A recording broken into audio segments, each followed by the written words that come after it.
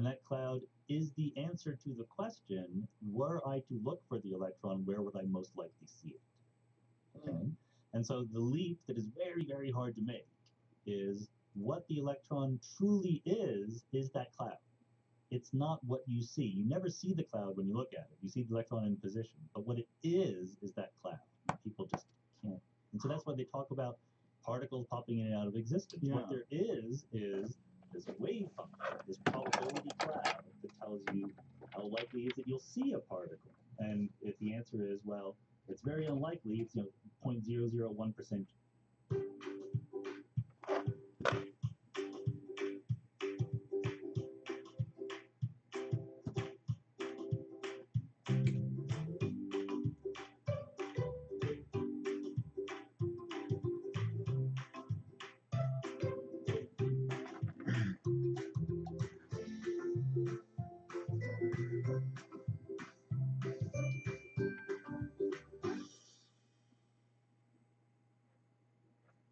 The answer is, well, it's very unlikely, it's 0.001% chance if I look here and look here again, look here again, then when you do see it, you're tempted to say, aha, a particle has popped into existence.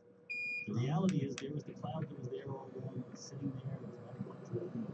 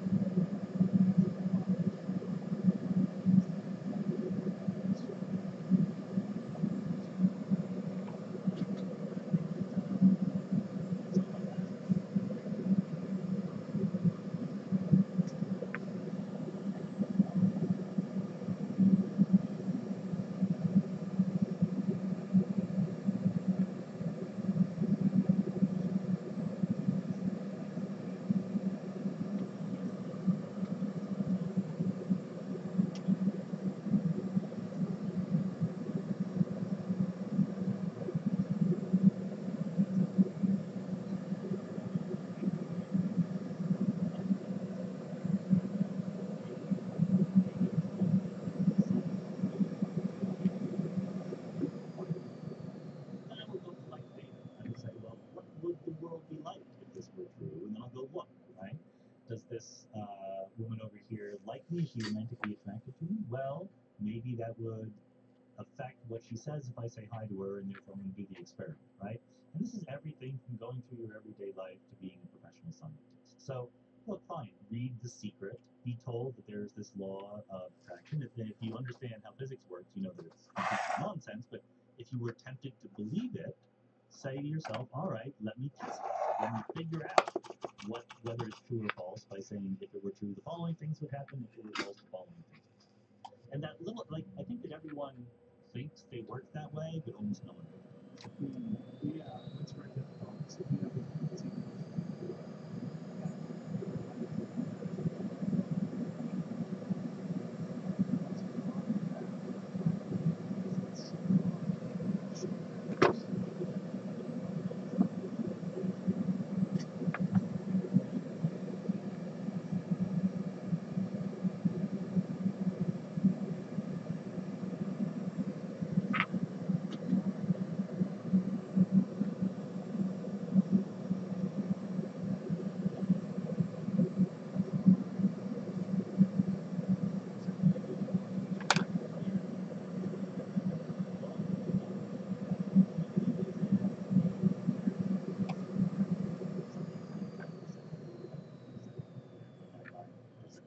True, get on with your life. Just accept that as true and don't keep trying to kind of come up with evidence for it against it unless it's forced at some point. Like when people say that the universe is not really expanding. In my field, I get this, right? Like we've had evidence since 1920 the universe is expanding. well, who says it's not? Everyone who emails me, everyone like this, I get emails and letters, and they have their own theories, and the light just got tired coming from these other galaxies and so Tired? forth. Light Yeah, gets tired? there's literally something called the tired light theory. Light fatigue? Yes, exactly.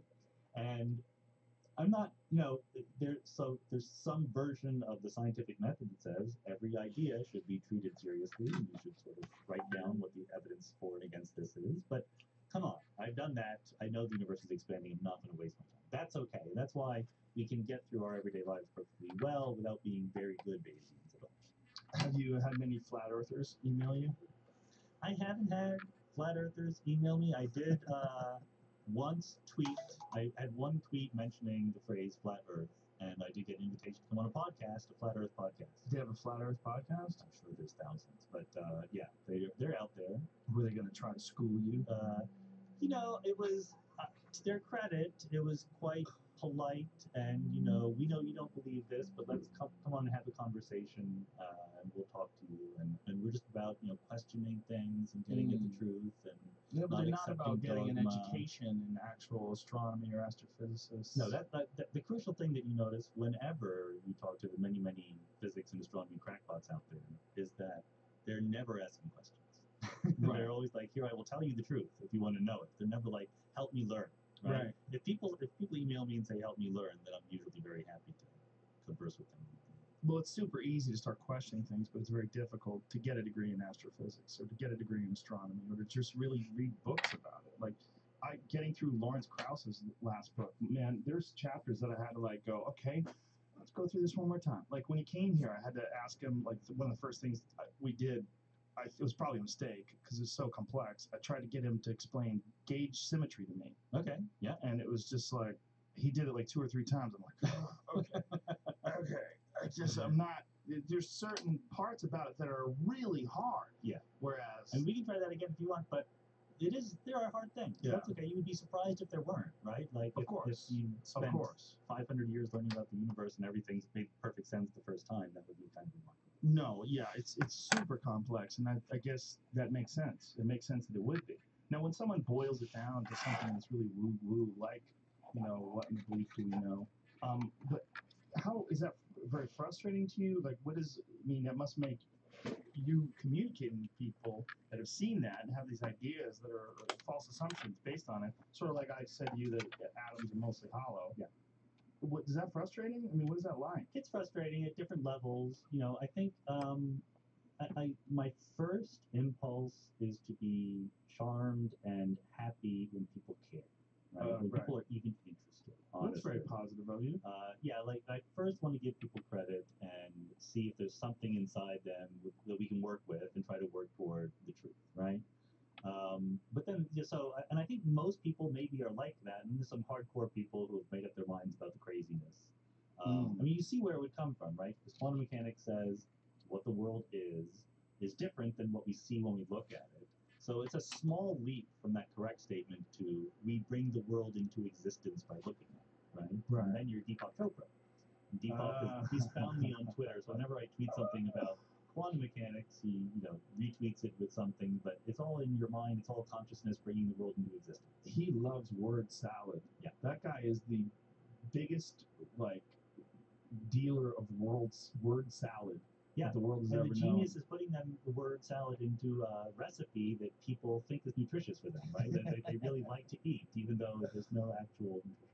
Well, you get a lot of that from like certain yoga classes. Like there's certain yoga classes that I go to where like the yoga teacher will start talking some woo-woo shit and like you'll be in the middle of the pose and like, what in the fuck is this guy going on about, man? I do it too, and as long as the pose is helping me, I'm gonna put up with that. Yeah, I'll smile my way through it. That's I would debate them right in the middle of. But it's weird that stuff is all that's all sort of kind of in that sort of genre of people that are trying to improve their life or be spiritual or they love that Deepak Chopra shit. Like I had this conversation with a friend of mine who's like he gave me a Deepak Chopra book and I started going through it and I was like I go, this guy's crazy, right? Like I mean he probably wants to do well. He's probably not a terrible person. Probably wants to do well, but he's also ignoring the actual scientists that study all this stuff and he's sort of pitching this thing that what it is like this Deepak Chopraism, this sort of like spiritual pseudo quasi spiritual view of the world that he's pitching to like these middle-aged housewives that are like looking for some sort of meaning to life, but they don't like going to church. Yeah, and Daniel Dennett, the philosopher, came up with a great word for it. He calls them deepities. When you string some words together in a way that sounds extremely profound, but you look closely at it and it doesn't actually mean anything at all. There's a website that'll do that for you. Oh, the Deepak Chopra quote generator. Yes, that's right. It's not that hard.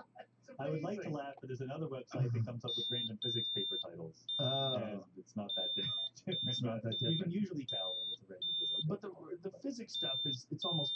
I guess there's similar issues with the reason why Deepak can do that is because most people don't understand what he's talking about. So if you say a lot of stuff about things that people don't understand, like I've there's been a bunch of videos that we played on this podcast about fake martial arts practitioners. There's a whole business in these people that have these fake martial arts techniques, and they use all these huge words that are very, very rare about the central nervous system and about the structure of the body, and they'll use all this stuff to try to get you to think like, oh well, this guy obviously has an enormous vocabulary and a deep understanding of anatomy. He must therefore be this chi master that he's pretending to be. And it's kind of very similar. So I kind of recognize that pattern in the woo-woo people. I'm like, oh, I kind of see what you're doing. You're throwing a bunch of very complicated words that aren't in most people's vernacular, and you're saying them in a way that makes me feel like you have some sort of a connection to the chi, to the chakras, and to the inner whatever that everybody's trying to reach to be happy. Yeah, and another problem is just that whenever there is a field, whether it's physics or medicine or whatever, where we know something, but it's hard, complicated, counterintuitive, when we explain it, we translate it, right? In physics, we have mathematical equations that are quite unambiguous as to what they say, but then we use words. We say, well, there's a cloud, there's a probability, etc. And every translation is inaccurate in some sense. So if you're basing your beliefs off the translations, then you can fudge them a little bit more to get almost wherever you want to go. Oh, you confused me more. I was good with the cloud up until now. Why is it a cloud? Like why when you're describing where the electron inhabits, why is it a cloud? Well, it's if you're thinking about the electron, what the wave function is sort of how we use it is you ask the question if I were to look for the location of the electron. Right. There's a machine that tells me the answer. There's a probability of seeing it here with a certain number, a probability of seeing it there, a probability of seeing it somewhere else. And so at every point in space, there's a number. the probability you will see the electron. Right? So if we visualize all those probabilities all at once, it looks like a cloud that's filling up all of space. And then the leap is to say there's no such thing as where the electron is. There's only the cloud. It's not like the cloud is expressing your ignorance of where the electron really is. The cloud is what there really is. And I sound exactly like Deepak Chopra. Right? There's no way. No, you don't. Bohr versus electron cloud? Oh, yeah, here we go. It is. That's right. Yeah. So on the left, this is the picture we like to draw: electrons orbiting around as if they were little planets. On the right is closer to reality, but you see, even there, they couldn't quite resist the temptation to make it pointillist and little dots. Yeah. And it really should be some smooth distribution. This is what the physicists would call the thing on the right the wave function, or the quantum state of the electron. It is that cloud, and it answers the question: what's the likelihood that we see it in different places? The hard part to mentally get to is that the cloud is what is real. Is it almost like what we're looking at here with all these dots here? And it says, Jake, go back to where it was at, please. Where it says the probability, the density of electron, and you see all those dots. Is the issue like making a visual representation of it, almost like if I ask someone to draw a visual representation of a thought? Yeah, it's something like that, exactly, because we're used to stuff on the water, like the implications of space, the shape, the size, But we believe in the dots. yeah, exactly. That's what we're wrong. Right. Where's that going? Where becomes that? I mean, that's the most important thing that we've ever had when it comes to creation, civilization, inventions, innovation, creativity. All those things are just thoughts. We try to draw thought, right? But we're show you a picture of Right? thought. We're intuitive. We get that. Yeah. We need. So it's like a draw a song, right? At least you get to draw the musical notes. Yeah. Yeah. Right. Yeah. And so if we talk about an electron, that's supposed to be a thing. It's supposed to be somewhere. I can find it, and someone comes along and says, no, the answer is totally different. And you would never really be able to see the perfect clear evidence of what you really like. What do you think about the very uber bizarre theory that the universe is incredibly fragile in the sense that what we're looking at when we look at the universe is essentially some sort of subatomic particles for a much larger body. And it goes bigger and bigger than this human out there. And it's also a part of another galaxy. It's also part of another universe. It's also part of another atom. It's also I get it, but no. I think no.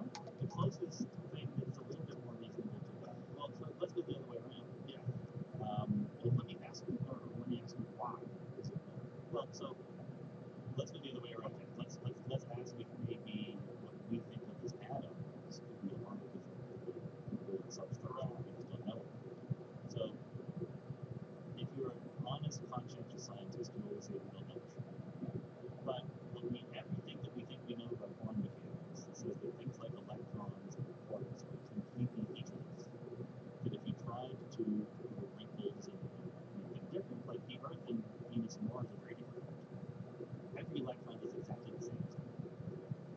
If you tried to give it any distinguishing features, it would cost an enormous amount of energy that's just not there. So there's fundamental principles of physics that says that there are no people living on atoms. And so what we're like, our solar system, even though it's an atom in some sense, we're nothing like real atoms. We could not be packed together to make a solid object that's bigger or lighter. So our existence is sufficiently different from the subatomic realm that I see no way that we could be the same thing as the subatomic realm to bigger. I do think we could be living in a simulation from what Massachusetts suggested. We could be all living in a computer simulation. I don't think it's likely that it's plausible. But the real issue is that one day we most likely will have something, as long as technology continues to exponentially advance, we'll one day have something that's indiscernible from the reality. They'll be able to interface, more than likely. Yeah, they'll be able to interface with your senses, with the way the mind perceives reality, and create something that passes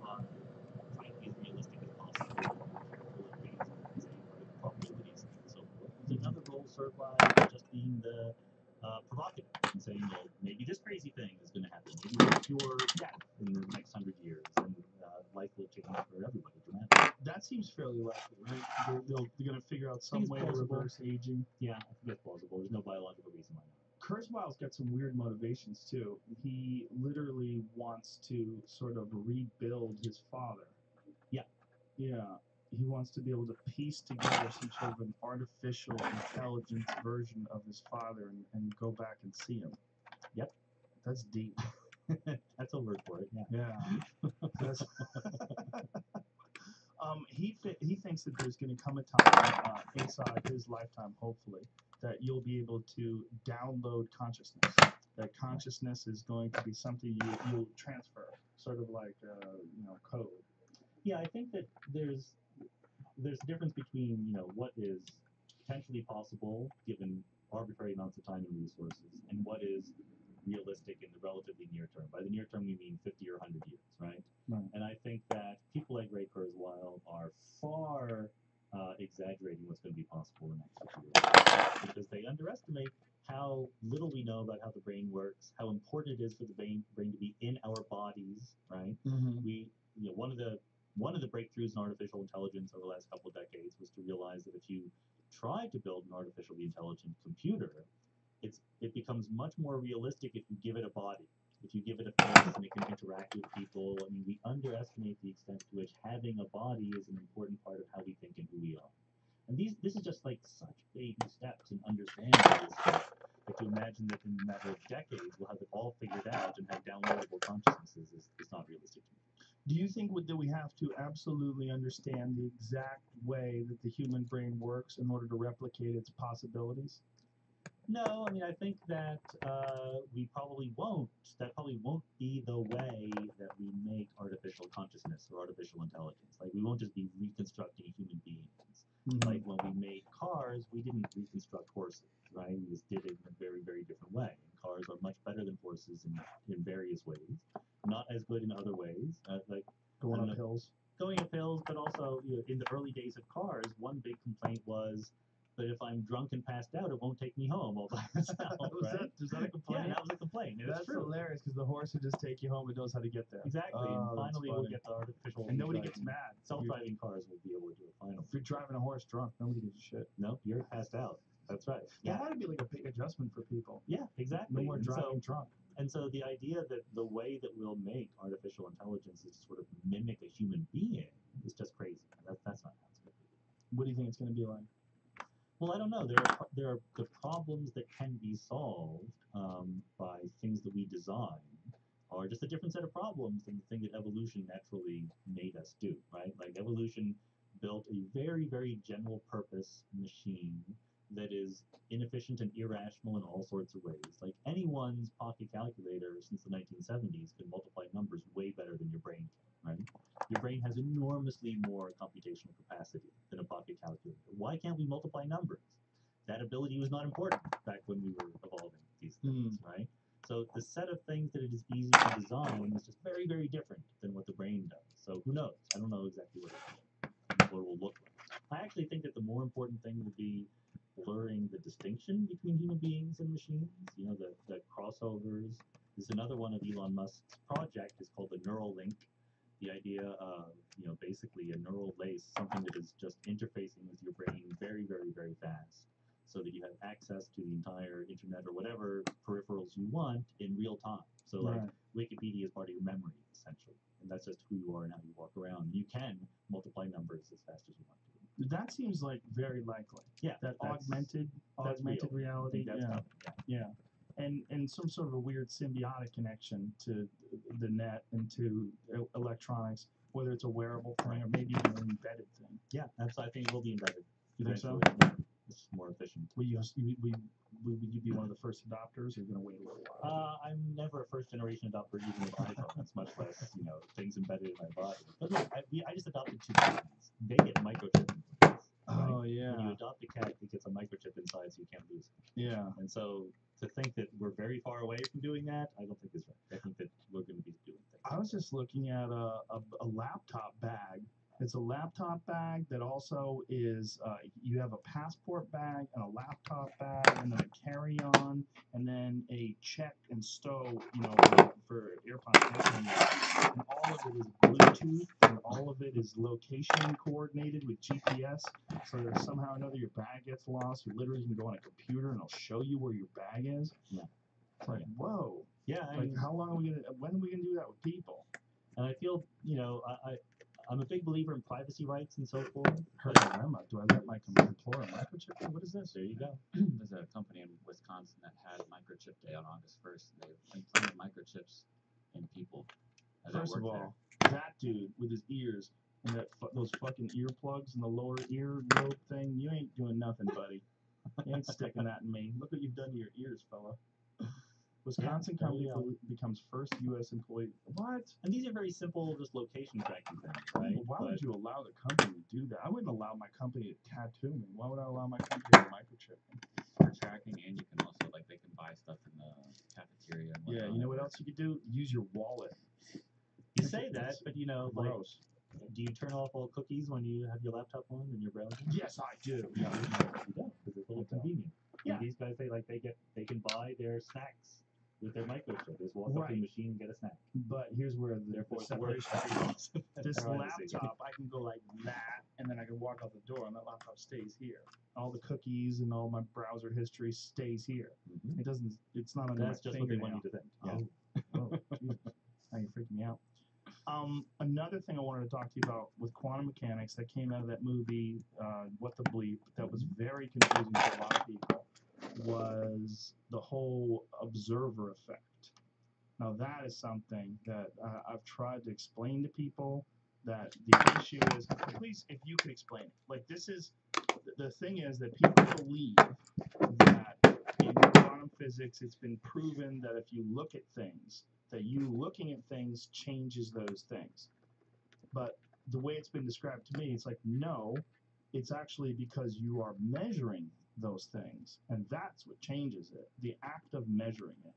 Yeah. And there's some sort of a physical interaction when you're measuring something. That's what's changing the effect. Is that correct? Yeah, I think that's right. This is a legacy of the bad old days of quantum mechanics when people were a little bit fuzzy about these things. We're beginning to get better at it. Bad old days. Oh, yes. I thought you said like battle rap. Like battle days. Maybe. I'd like to see Einstein and Bohr going at it. That battle. The bad old days. So, but people have a more limited understanding of what quantum mechanics really is, and spoke about it in slightly sloppy ways. Okay. So there is the truth that if you want to describe what you see when you look at an electron, what you see is different than what it is. Like you do change it by looking at it. And therefore, back in the bad old days, a lot of people wondered whether there was something special about consciousness or human perception or something that was helping us explain laws of quantum mechanics. So as you are pointing toward, no, the answer is no. There's nothing special about quantum mechanics and consciousness in any way. A rock could do the same thing, or a video camera, or a speck of dust. The quantum mechanics rules says that things change when systems interact with each other. The way that you describe the system is different when it's all by itself than when it interacts in some interesting way with some other system. And that system can be a person, but it can be anything else also. So in that famous experiment that's in that cartoon that gets passed around by people every 2 or 3 years, when they're like, wow, the world's made of magic. And they pass this around. It's usually a yoga teacher. They that shows that there's the particles and the waves. Do you remember the video? See if you can find that video. See if you can find it. It's Dr. Quantum. Will we get in trouble playing that? Maybe if we're shitting on it, we will. They get mad at us. We might get pulled. We get pulled from YouTube. Well, people, they own these videos, and so it's a real issue is wildlife videos. Those suckers, they're so quick to pull the trigger, and they have a claim. It's their video. So if you use it, so if you use it and mock whatever is happening, or even if you tell them, hey, go watch this video, it's on YouTube. Here's the name of it. Right. You would think that'd be like good advertising, but no, they get you in. I'll bring it up and I can talk about it a little bit. Okay, so give me some volume so I can hear what this I think dude is this saying. is from What the Bleep you're talking about, right? Yeah, that's exactly it. Yeah. The double slit experiment. Right. See. Yeah. the marbles made. But when we add the second slip, something will